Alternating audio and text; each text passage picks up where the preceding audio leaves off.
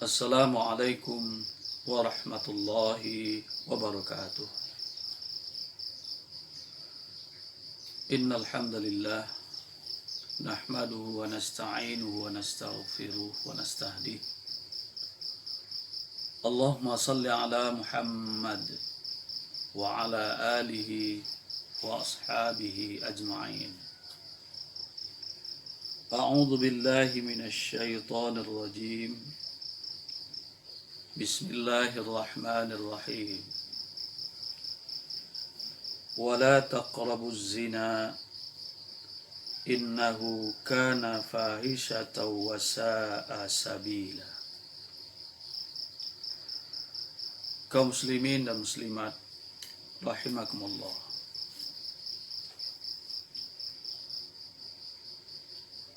Nafsu syahwat, godaan nafsu syahwat, perzinaan merupakan salah satu perangkap yang sangat hebat yang disediakan oleh syaitan untuk memperdayakan kita manusia.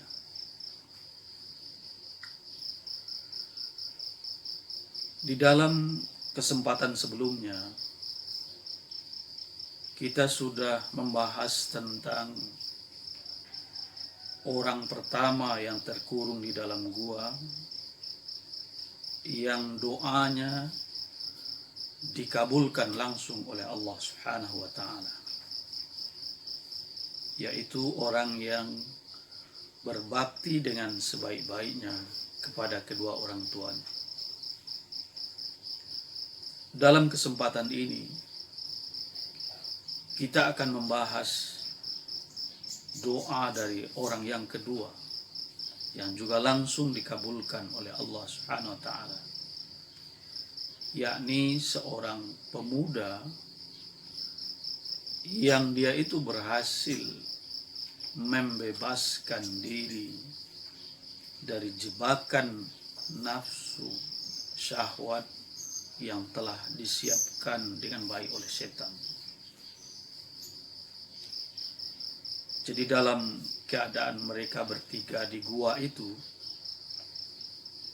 setelah orang pertama berdoa dan doanya langsung dikabulkan oleh Allah Subhanahu wa Ta'ala, sekarang maju orang kedua, anak muda ini. Dia mulai berdoa. Apa katanya dalam doanya? Allahumma, ya Allah, innahu kanat libnatu ammin. Ya Allah, aku punya seorang sepupu perempuan, anak pamanku. Dia cantik. Ahbabtuhu ka'asyaddi ma yuhibbur rijalun nisa. Katanya, saya ya Allah sangat mencintainya sebagaimana layaknya seorang laki-laki mencintai seorang perempuan. Sangat saya mencintainya, saya sangat menginginkannya. Cuma sayangnya saya menginginkannya untuk bersenang-senang dengannya, untuk berzina dengannya. Fatalabtu ilaiha nafsaha.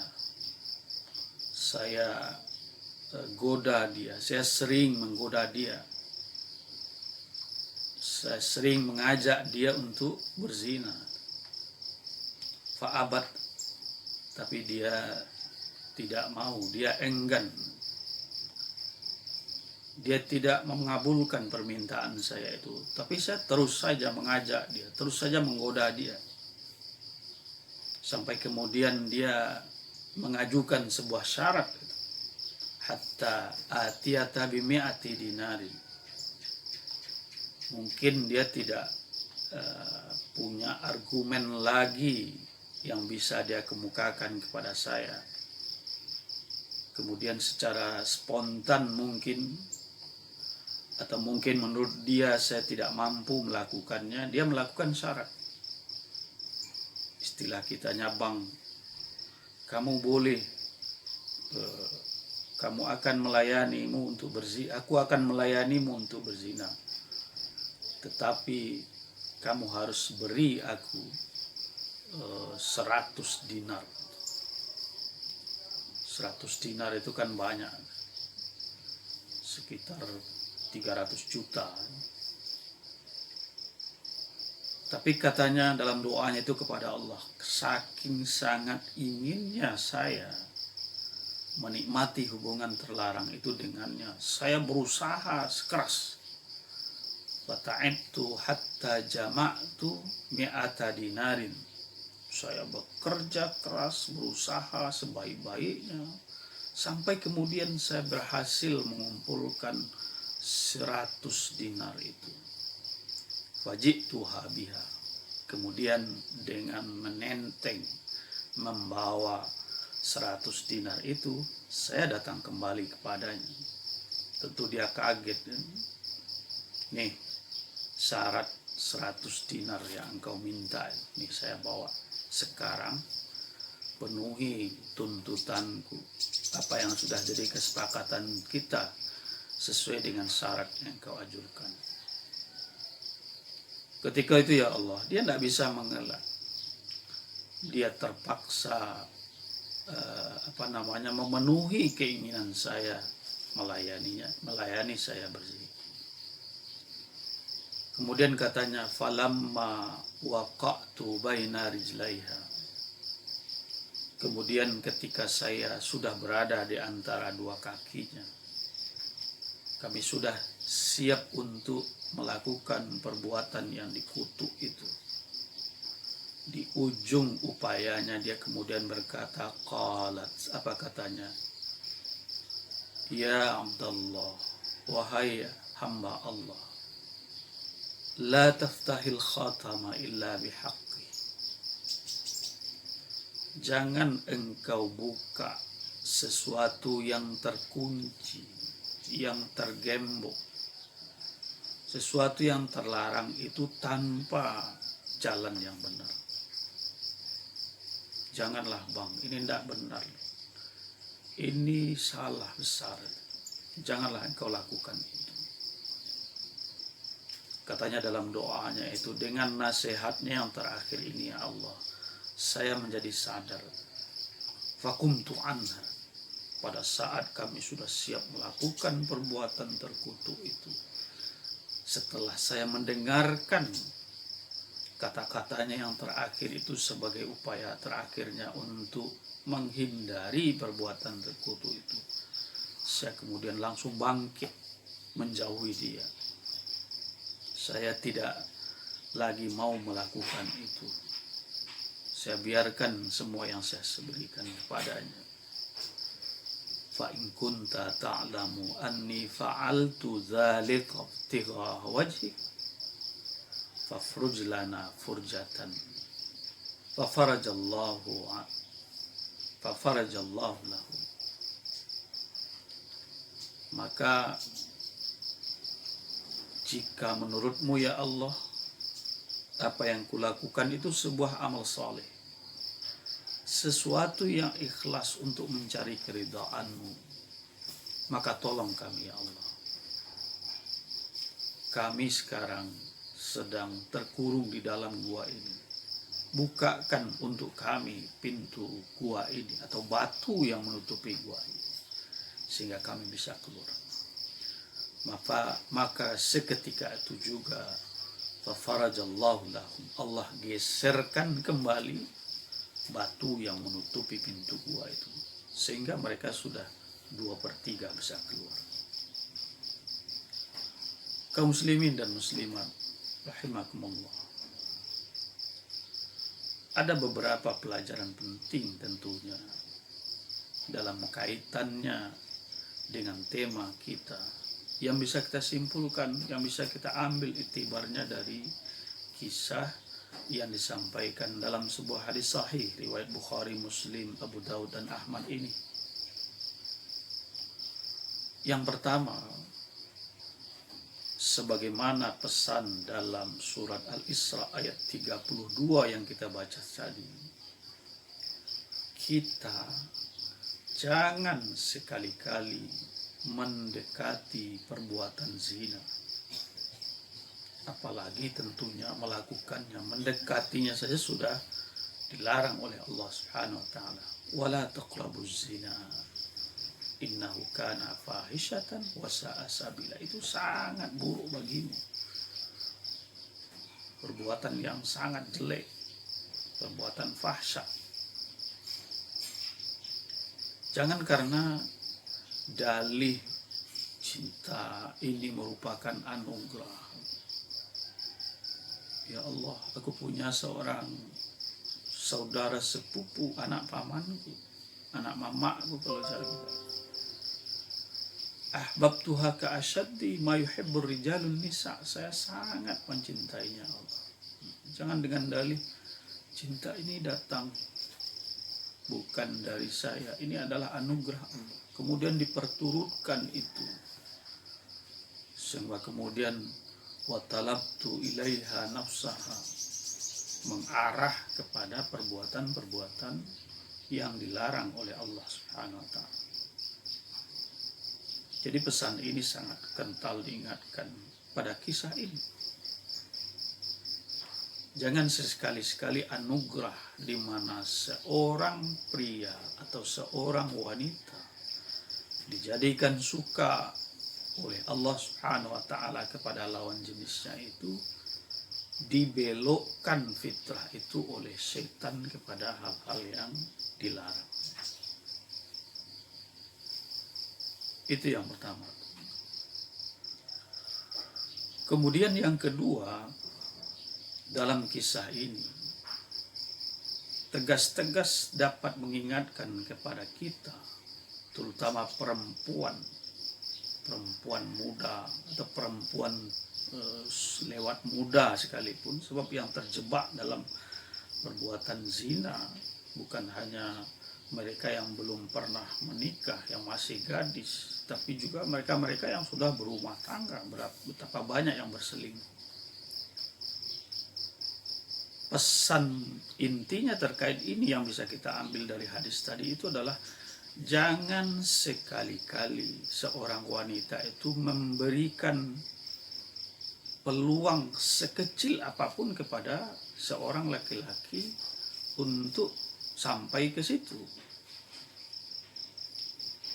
Bisa jadi dalam kisah tadi, sebagaimana yang kita paparkan di awal, karena putus asanya, karena tidak ada lagi argumen, dia terus diminta untuk melakukan perbuatan terkutuk itu, akhirnya dia asal melempar syarat. Hatta atiyata bimi'ati dinarin. Oke lah bang, kalau seandainya engkau juga mau melakukan itu, bisa, asalkan engkau membawa kepadaku 100 dinar. Itu mungkin ketika itu satu syarat yang rasa-rasanya dia tidak akan mampu tuh, sehingga saya tidak perlu mengatakan hal-hal yang menyakiti dia akan mundur sendiri. Tapi di balik nafsu syahwat itu, karena terus diprovokasi oleh setan, seseorang itu bisa nekat sedemikian rupa. Laki-laki tadi itu bilang, fata'ibtu hatta jama'tu mi'ata dinarin. Saya berusaha keras, bekerja keras, mengumpulkan 100 dinar. 100 dinar itu besar. 1 dinar itu adalah 4,25 gram emas. Jadi dinar itu kan mata uang emas. Kalau untuk ukuran sekarang, kemarin hari Kamis tanggal 4 Juni 2020, saya cek harga emas murni itu 1 gram itu 887.000. Jadi 1 dinar itu kalau 4,25 gram berarti 3.769.750 rupiah. Jadi kalau 100 dinar berarti 376.975.000 rupiah. Berarti besar sekali itu. Saya cek juga harga mobil Innova Reborn misalnya itu 355 juta sampai 428 juta. Berarti kalau kasarnya, kalau ringkasnya menurut bahasa kita sekarang, boleh bang, asal saya diberi satu Innova Reborn, satu Innova yang bagus itu, yang baru, yang apa namanya, yang mahal itu yang baru. Kan sepertinya syarat itu merupakan sesuatu yang sulit sekali. Tapi ketika seseorang sudah diprovokasi sedemikian rupa oleh setan, dia akan melangkahi, melompati semua kesulitan itu. Saya upaya keras katanya. Akhirnya dia berhasil bawa Innova itu kepada gadis itu. Sekarang ini Innova barunya udah ada. Yuk sekarang kita lakukan itu. Jadi jangan sedikit pun memberi peluang syarat-syarat tertentu yang mungkin menurut pikiran sesaat ketika itu ini tidak mungkin dikabulkan. Tapi kalau dia nekat bisa. Maka selalulah berlindung kepada Allah Subhanahu wa taala. Wahai para perempuan, jagalah kehormatan itu, berlindung kepada Allah Subhanahu wa taala, termasuk pada saat-saat terakhir seperti yang dilakukan oleh wanita tadi. Falamma waqa'tu baina rijlaiha, ketika kami sudah benar-benar bersiap melakukan perbuatan terkutuk itu, dia kemudian tetap berupaya. Apa katanya? Ya Abdullah, la taftahil khatama illa bihaqqi. Bang, dan janganlah kita lakukan ini. Sesuatu yang tidak boleh, yang tertutup, yang terlarang, yang terkunci, tergembok kita untuk melakukannya, jangan dilakukan kecuali dengan jalannya. Jadi seorang itu jangan memberikan peluang untuk melakukan perbuatan itu, termasuk dengan memberikan semacam syarat-syarat yang pada awalnya mungkin diduga mustahil. Kemudian yang ketiga tentunya yang bisa kita simpulkan dari hadis ini bahwa keberhasilan menjauhkan diri dari perbuatan zina, dari godaan syahwat, nafsu syahwat itu merupakan salah satu gerbang yang mengantarkan seseorang menjadi orang yang doanya langsung dikabulkan oleh Allah Subhanahu wa taala. Wa in kunta ta'lamu anni fa'altu dzalika ibtigha'a wajhik fafruj lana furjatan. Jika menurutmu ini adalah amal saleh yang benar, yang ikhlas kepadamu, maka jadikanlah kami bisa keluar. Bukalah batu yang menghalangi kami keluar, yang menutupi pintu gua ini, sehingga kami bisa pulang. Fafarajallahu lahum. Allah kemudian geser lagi, langsung dikabulkan oleh Allah Subhanahu wa taala. Mungkin ketika doa kita masih tersendat-sendat pengabulannya oleh Allah, ada kemungkinannya kita masih termasuk orang yang masih suka, masih senang ditarik-tarik oleh setan ke arah mendekati, ke arah memperturutkan nafsu syahwat ini. Karena itu, hal ini bisa kita jadikan pelajaran penting dari hadis ini, sehingga kita benar-benar menjadi orang-orang yang doanya itu tidak terhalang sedikit pun pada Allah Subhanahu wa taala, baik sampainya ataupun dikabulkannya oleh Allah Subhanahu wa taala. Mudah-mudahan dengan segenap insting, dengan segenap akal, dengan segenap agama, dan segala penjelasannya yang sudah kita miliki, kita berhasil memagari diri kita, baik laki-laki maupun perempuan, baik yang masih muda ataupun yang sudah tua-tua, dari godaan setan, dari jebakan setan ke arah perzinaan, karena ini merupakan salah satu lubang yang sangat menyeramkan, yang sangat buruk sekali akibatnya bagi setiap orang yang melakukannya. Semoga bermanfaat bagi kita semua, terutama saya yang menyampaikan, sehingga kita semakin dirahmati oleh Allah Subhanahu wa Ta'ala. Atas segala hal yang kurang berkenan, mohon dimaafkan. Billahi taufik wal hidayah. Wassalamualaikum warahmatullahi wabarakatuh.